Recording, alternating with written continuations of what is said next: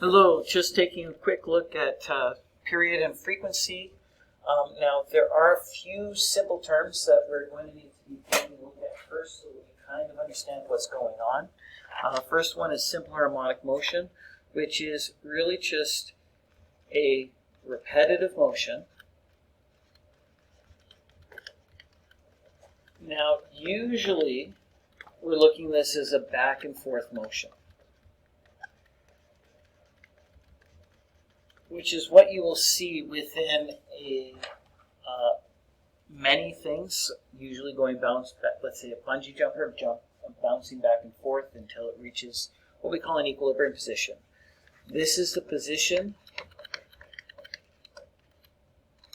the object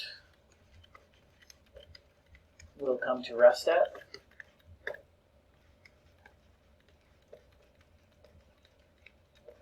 Usually it's in the middle of that repetitive motion, that moving up and down.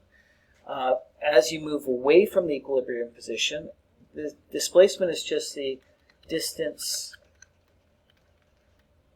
from the equilibrium.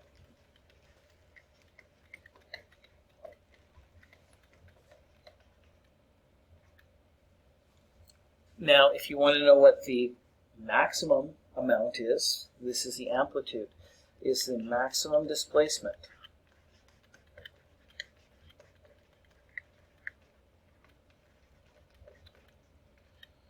From the equilibrium.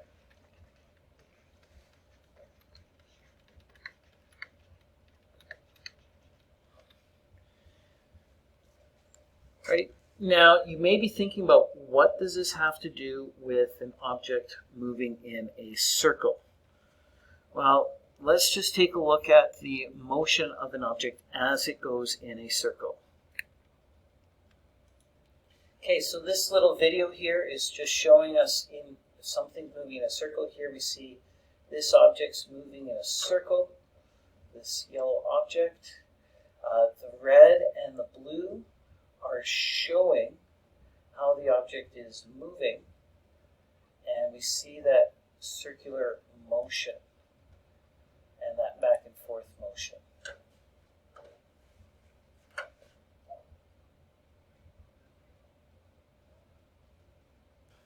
So a cycle is just one back and forth motion. Or, in the case of circular motion, one circle. The period would be the time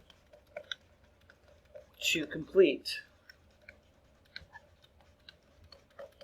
one cycle, right? Or one complete around motion.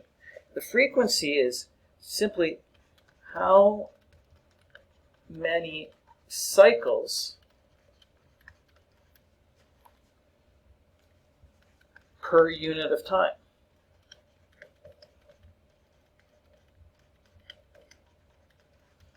So the time to complete one cycle, or the cycles per unit time, these are actually inverses of one another.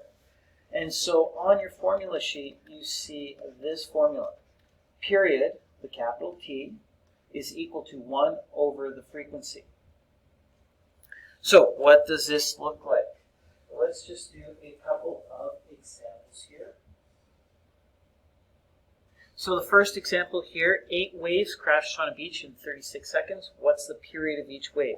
Meaning, how many seconds does it take to complete each wave? Well, if you've got 36 seconds for a total of 8 waves, what that means is that you're going to wind up with 4.5 seconds for each wave.